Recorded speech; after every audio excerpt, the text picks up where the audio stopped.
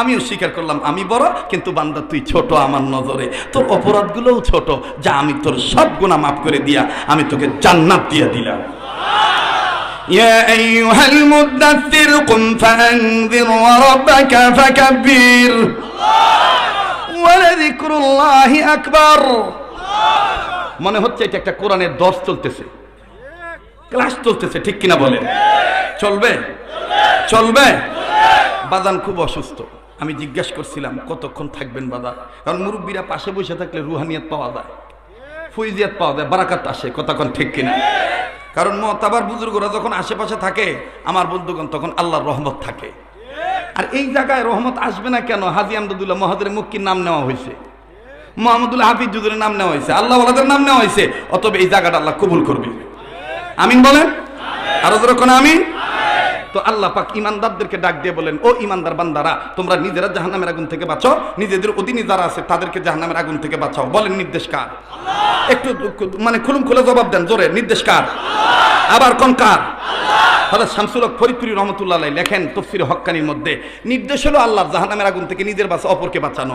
আর উম্মতে মুহাম্মাদীদের জাহান্নাম থেকে বাঁচার মাধ্যম হলো মাদ্রাসা মক্তবের শিক্ষা প্রতিষ্ঠা করা। সুবহানাল্লাহ কোন। আরো হযরত লেখেন উম্মতে মুহাম্মাদীদের জাহান্নাম থেকে বাঁচার পথ হলো 4টা। কয়টা? কথা কয় না, আরো জোরে কোন, আর একবার কোন, কয়টা? নাম্বার 1 আলেম হওয়া, নাম্বার 1, নাম্বার 1, নাম্বার 2 আলেমের ছাত্র হওয়া, নাম্বার 2 সবাই কইতেছেন না গো, আলেমের। নাম্বার 3 আলেমের কথা শোনা, নাম্বার 3।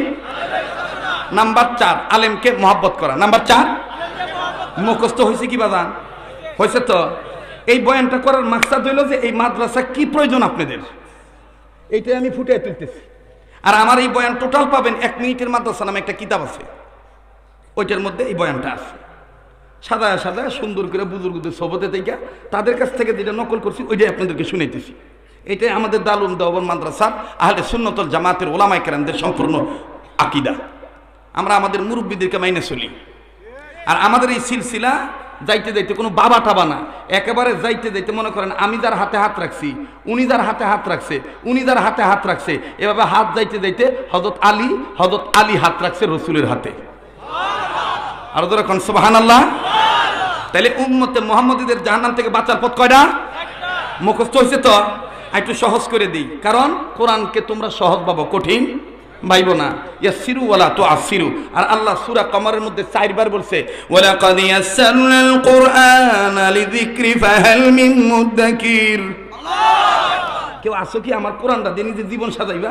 আমি তোমার জন্য এই কোরআনটাকে সহজ করে দিলাম। সুবহানাল্লাহ কোন। তাহলে এবার বলেন উম্মতে মুহাম্মাদীদের জাহান্নাম থেকে বাঁচার পথ কয়টা?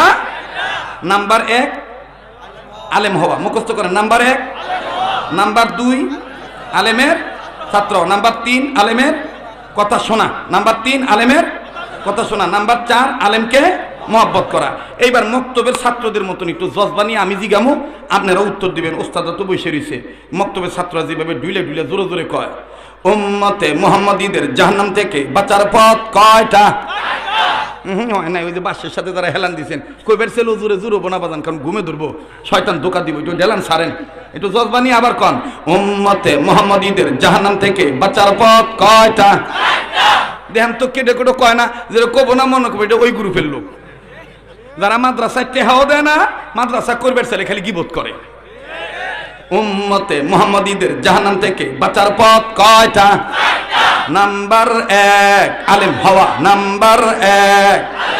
আরে ভাই জজবানিয়া, আলেম হওয়া, আলেম হওয়া, নাম্বার 1। এই যে আলেম হওয়া যে কইতেছেন না, এই জন্য বিজাতিরা ভয় পায় না, কয় যে মুসলমানদের আলেমদের ব্যাপারে মুসলমানরা আস্তে আস্তে কয়, এই জন্য অনেকে চিন্তা করে মসজিদে নামাজ অবস্থায় ইমাম সাহেবকে গ্রেফতার করে নিয়ে যাবো, দেখি কেটা ঠেকা ব্যাপার। এই আঙ্গুর দুর্বলতার কারণে উলামায়ে কেরামরা নির্যাতিত, কথা কন ঠিক কিনা? আমার বন্ধুগণ, আলেম ছাড়া চলা যাইব? আলেমের দাম আছে না নাই?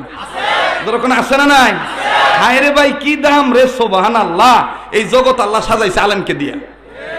এই জগৎ আল্লাহ সাজাইছেন আলেমদেরকে দিয়ে। কিভাবে? জালালউদ্দিন রুম রহমতুল্লাহ আলাইহি আল্লাহকে বললেন, আল্লাহ তুমি আসমানটা কি দিয়ে সাজাইছো আর জমিনটা কি দিয়ে সাজাইছো, আমার জানার বড় দরকার আল্লাহ। আল্লাহ তাআলা 40 দিন পরে এই বান্দাটার অন্তরাত্মায় জেহনের মধ্যে এলকা করে দিলেন। রৌনক বজমে সামারা আজ কওয়াকিব করদাই, রৌনক বজমে জমিরা আজ উলামা করদাই। এই জালাল, আমি আকাশ সাজাইছি সামারা দিয়া। সামারা সামারা সামারা মানে তারকা, সামারা মানে কি? তারকা।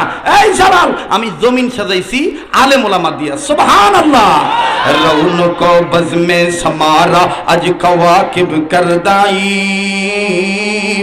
রৌনক বজমে জমিরা আজ উলামা করদাই। ইন্নামা ইয়াখশাল্লাহ মিন ইবাদিহিল উলামা, ইন্না আকরামাকুম ইনদাল্লাহি আতকাকুম, মেরে রব কাহা। এ কথা কে বলেছে? আল্লাহ বলেছে।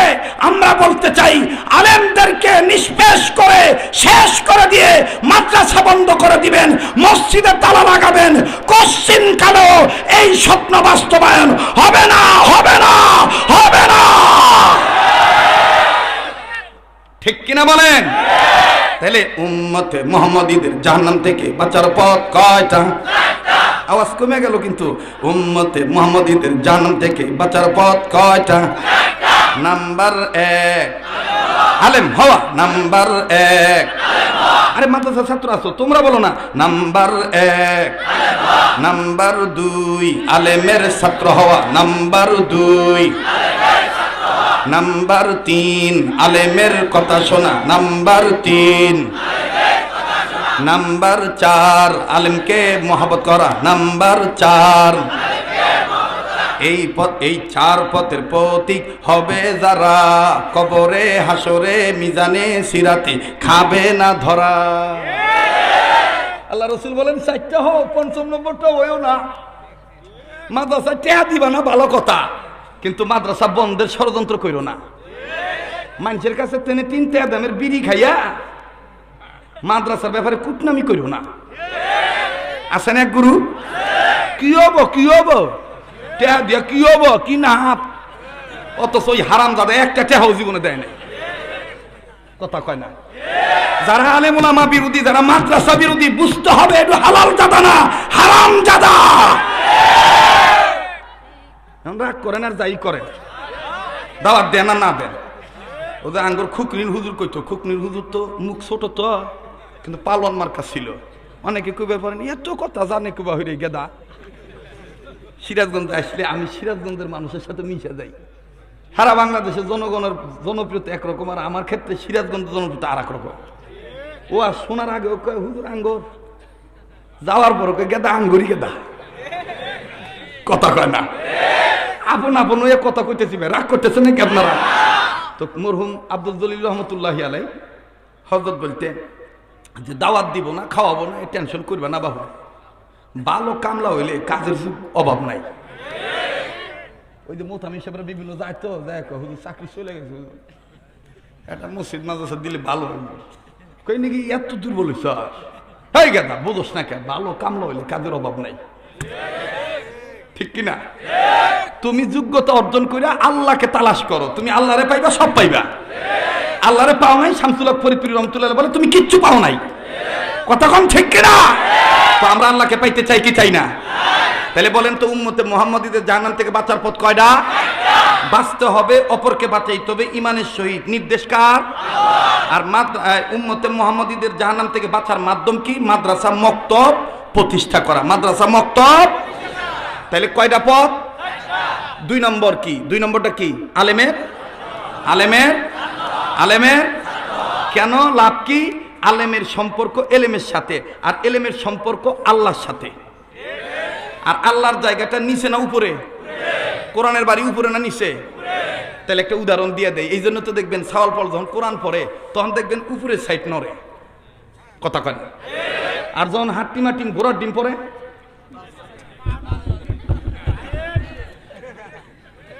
তার মানে এটা দিয়া বুঝায় হাট্টিমা টিম ঘোড়ার ডিম, এটা শিখা কোনো লাভ নাই।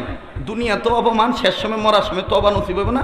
আর কবরে গেলে এইভাবে পাড়া খামো, এইভাবে হাট্টি মাটি ডিম, তারা মাঠে পারে ডিম, তাদের খাড়া দুটো সেই। আর তারা আরবি পড়ার সময় দেখবেন কি সুন্দর উপরের সাইড নড়ে। কেন? যার বাড়ি যেই দিকে তার টান ওই দিকেই। কোরআনের বাড়ি কোন দিকে? বাল হুয়া কুরআনুম মাজিদ ফি লাওহিম মাহফুজ। ऐ बेडादर हिफ्ज़ क़ुरआ गोशे दर, ऐ बेडादर हिफ्ज़ क़ुरआ गोशे दर, जागे शादी निस्ते दुनिया होशे दर। ऐ बेडादर हिफ्ज़ क़ुरआ गोशे दर, जागे शादी निस्ते दुनिया होशे दर। खंदाने क़ुरआ बुअद ज़िक्रे निसा, हर के राई निस्ते हस्तो अज मुफलिसा। बोलो अव्वल अलिफ बा ता न खानी, যে কোরআন দরস খন্দন কাইতওয়ানি। আল্লাহ কবুল করুক, বলেন আমিন। তো চার পদ কয়টা পদ? কয় পদ? নাম্বার দুইটা কি? দুই নাম্বারটা কি? আলেমের। মুসলমান ভাইরে ঘাবড়াবেন না, হুজুর বুঝি আগের মতন 3 ঘন্টা 4 ঘন্টা না রে বাবা, না। আগের 3 ঘন্টা 4 ঘন্টার মধ্যে সিরাজগঞ্জের ভাষায় বলে আইলে ধেইলে পেশাল বেশি ছিল।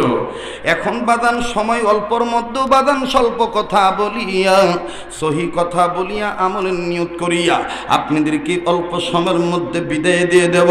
আরে বাবাজি, উম্মতের আলেমদের পক্ষ থেকে বলে দেই, জাহান্নাম থেকে উম্মতে মুহাম্মাদীদের বাঁচার পথ 4টি। এর মধ্যে নাম্বার 2 আলেমের ছাত্র হওয়া। দেখেন, আলেমের ছাত্র হইলে কি লাভ রে বাবা? এটা আমার কথা নয়, এটা জগৎ বিখ্যাত তাফসীর কারক, যে তাফসীরটা পৃথিবীর মধ্যে সবচেয়ে বড় তাফসীরের কিতাব, যার নাম তাফসীরে কাবীর।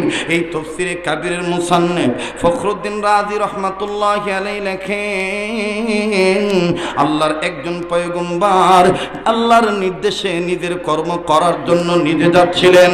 আরে বন্ধু,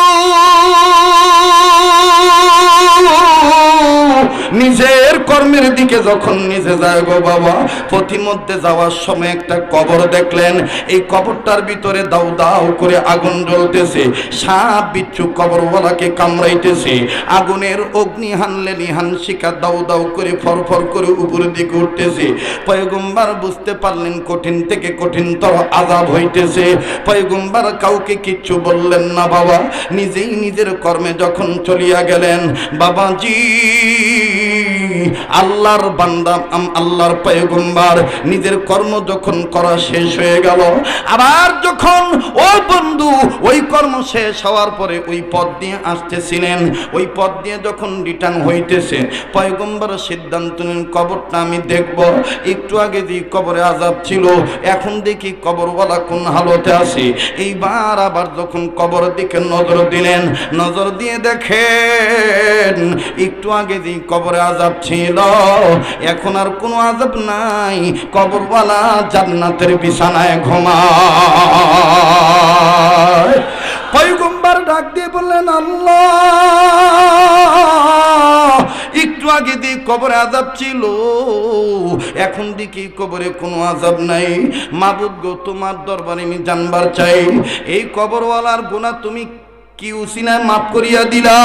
এই কবরওয়ালাকে তুমি কোন কাজের বিনিময়ে মাফ করিয়া দিলা? বাজানো, আমার নাকের মধ্যে আল্লাহর গান আসতেছে।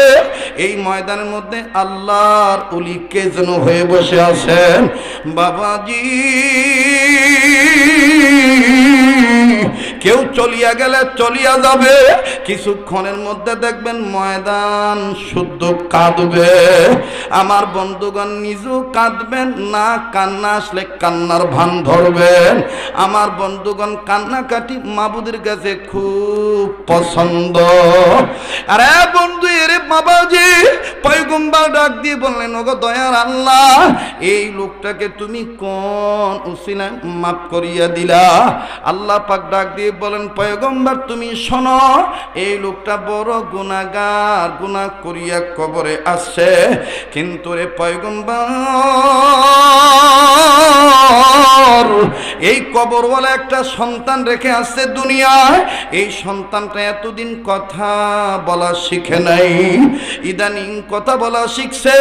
কথা বলা শিখার পর এই বাচ্চাটার মা বাফারা ছেলেকে নিয়া নির্ধারিত নির্দিষ্ট স্থানীয় মাদ্রাসা মক্তবে ভর্তি করিয়া দিছে। ওই মক্তবের ছাত্র হইয়া এই বাচ্চাটা জীবনের প্রথম সবক পড়ছে। এই প্রথম সবক পড়তে যাইয়া আমার দুইটা নাম ধরে ডাক দিছে, আর এই দুইটা নাম ধরে ডাকার পর আমার মায়া লেগে গেছে। আমি আল্লাহ বাচ্চাটার উসিলায় তার বাবাকে মাফ করিয়া জান্নাত দিয়ে দিছি। আরো জোরে জোরে বলেন সুবহানাল্লাহ। পয়গম্বর বললেন, আল্লাহ কি এমন সবক পড়ছে এই বাচ্চাটা? বলেন, আল্লাহ আল্লাহ আমি আপনার কাছে জানবার চাই। আল্লাহ বলেন, পয়গম্বর এই বাচ্চাটা কি সবক পড়ছে বলছি শোনো। বাদান আমিও আপনাদেরকে বলছি শুনবেন, তবে অবাক হয়ে যাবেন। এই সবকটা এই মাদ্রাসা তো পড়ানো হয়। আমি আগেই বলছি বয়ান সবার ভালো লাগবে না। এই বয়ান তাদের ভালো লাগবে যাদের সম্পর্ক কোনো না কোনো আল্লাহ বলার সাথে। বাজান রে একটু মহাব্বত নিয়ে বসেন, কিছুক্ষণের মধ্যেই কথা ফিনিশিং দিয়ে দোয়া করিয়া বিদায় নিয়ে চলিয়া যাব। আরে বন্ধু, এইবার আল্লাহ পাক ডাক দিয়ে বলেন, পয়গম্বর তুমি শোনো এই সবক কি সবক। কিন্তু বাজান আল্লাহর নজরে তো আমরা সবাই আছি, পয়গম্বরও ছিলেন। আল্লাহ পাক দেখতেছেন পয়গম্বর কান্দে। আল্লাহ বলেন, পয়গম্বর কান্দো কেন? পয়গম্বর ডাক দিয়ে বলেন, দয়ার আল্লাহ আমি কান্দি এই ছেলেটার জন্যে, তবে আল্লাহ এটা দুঃখের কান্দা নয়, এটা সুখের কান্দা। বলো না পয়গম্বর তোমার মনের খবর যদিও আমি আল্লাহ জানি, কিন্তু তারপর তোমার মুখ থেকে শুনতে চাই। আরে বন্ধু, পয়গম্বর ডাক দিয়ে বলেন, ও আল্লাহ এই বাচ্চাটা এই ছেলেটা বড় ভাগ্যবান। এই ছেলেটা কত দামি ছেলে, যেই ছেলেটার উসিলায় তার বাপ মা পাইয়া গেল। আল্লাহ গো, দুনিয়ার সব ছেলে মেয়ে যদি এইভাবে তোমার মহাব্বতে তোমার নামে সবক পড়তো, তাইলে তো সব বেটা বেটির মাপ কবরে মাপ পাইয়া যাইত। কবরে আযাব মা বাবার জন্য আর হইতো না, আর মা বাপ কবরে শাস্তি পেত না। বাজান রে, আমি জানি না এখানে কার মা নাই, কার বাবা নাই, কার বাপ নাই, কার মা নাই, কার বাপ আছে, কার মা নাই, কার মা আছে, কার বাবা নাই। এমনও গোলাম আছে মাও নাই, বাবাও নাই। একটু ফিকিরমান হইয়া দেখেন তো বাজান, আমি আপনি এমন বেটা বেটি হইলাম কিনা আমার আপনার কারণে মা বাপ কবরে সুখে না দুঃখে। একটু ফিকিরমান হইয়া যান ও বাবাজি, দুনিয়া কিন্তু থাকার জায়গা না। মা বাবার দরদে মাবুদের কাছে একটু দরখাস্ত দেওয়ার জন্য মা বাবার কবর আযাব মাপের আশায় মায়া লাগা ডাক দেন না, বলেন না আল্লাহ। এতগুলো মানুষের ডাকের মধ্যে কেন মাওলার প্রেম নাই? একটু মায়া লাগা আবার বলেন না আল্লাহ। দেন না দেন না দেন না দেন না, ডাক দেন না, বলেন না আল্লাহ। বাজানো কেন আপনি কবরের চিন্তায় কাঁদবেন না? বুখারী শরীফের হাদিস, আল্লাহর নবীও তো মাঝে মধ্যে সাহাবীদেরকে নিয়ে কবরের ফিকিরে কাঁদতেন। আল্লাহ নবী মাঝে মধ্যে সাহাবীদেরকে ডাক দিয়ে বলতেন, সাহাবীরা ওগো আল্লাহর বান্দারা, তোমরা মরার আগে মরিয়া যাইও। সাহাবীরা বলতেন, নবী গো, মানুষ আবার জিন্দা থাকতে কেমনি মরার আগে মরে? নবীজি উত্তর দিয়ে বলতেন, আল্লাহর বান্দারা, মাঝে মধ্যে তোমরা আপন আপন কবর সামনে নিবা। এই কবর সামনে নিবা, এলাকার কবর সামনে নিবা, কবরগুলি সামনে নিয়ে দাঁড়াইয়া বসিয়া এইরকম দিলে দিলে ফিকির করবা, আর চোখ থেকে পানি বের করিয়া ছাড়বা, আর জবান দিয়ে এইভাবে চিল্লা চিল্লা চিল্লা বলবা, এই তো বুঝি আমি মরিয়া গেলাম, এই তো বুঝি আমার লাশ ঘর থেকে বাইর করিয়া দিল, এই তো বুঝি আমার জন্য জঙ্গলার বাস রেডি হইয়া গেল, এই তো বুঝি আমার জন্য গোসলের জন্য পানির সাথে বড়ি পাতা মিশাইল। এ বন্ধু, কার পিছনে জানি মালাকুল মউত দাঁড়ালো, কার জন্য জানি জীবনে শেষ মাহফিল রে বাবা। এখানে শেষ নয়, আমিরুল ওয়াক কুতুবুল আসার, ইমামুল আসার কুতুবুল আলম মুফতি রশিদ আহমদ গঙ্গির জীবনী খুললে পাওয়া যায়। বাদানরে সাবরিয়া তরিকার যারাই আছেন, উদানিন সিলসিলার যারাই আছেন, চরমনের সিলসিলায় যারাই আছেন, রসুলপুরি পীর সাহেবের সিলসিলায় যারাই আছেন রে বাবা, আমি আপনাদের কাছে বলি, যেহেতু সব বুজুর্গদেরই মহাব্বতের মানুষ আমি, আমার বন্ধুগণ খাদেম হইয়া বলি, এই রশিদ আহমদ গঙ্গি রহমতুল্লাহ জীবনী খুললে পাওয়া যায়। আল্লাহর ওলি প্রত্যেকটা রাত্র ঘুমানোর আগে মরণের প্রস্তুতি নিয়ে ঘুমাইতেন। উনি বিশ্বাস করতেন, জানতেন মরণ অবধারিত। এ বন্ধু, তিনটা কথা মনে রাখলে গুনাহগার হবেন না, গুনাহ করার সাহস পাবেন না। নাম্বার 1 হায়াত সীমিত, নাম্বার 2 রিজিক নির্ধারিত, নাম্বার 3 মরণ অবধারিত। ও বাদানি, তিনটা কথা স্মরণে থাকলে আপনি আর আল্লাহকে ভুলবেন না। আরে বাবাজি, রশিদ আহমদ গঙ্গি রহমতুল্লাহ আলাইহি প্রত্যেকটা রাত্র ঘুমানোর আগে একটা কাগজের টুকরার মধ্যে চিঠি লিখতেন। ওই চিঠিটা আবার হযরত যেই বালিশে মাথা রেখে ঘুমাইতেন, ওই বালিশের নিচে জমা দিয়া ঘুমাইতেন। বাদান দেখেন চিঠির ভাষা কি ছিল। হযরত এইভাবে চিঠি লিখতেন আর কানতেন, ভাষা এরকম ছিল, মালিক এই যে আমি ঘুমাবো, না জানি এই ঘুম আমার জীবনের শেষ ঘুম। আল্লাহ দেন না, একটা ডাক দেন না, বলেন না আল্লাহ।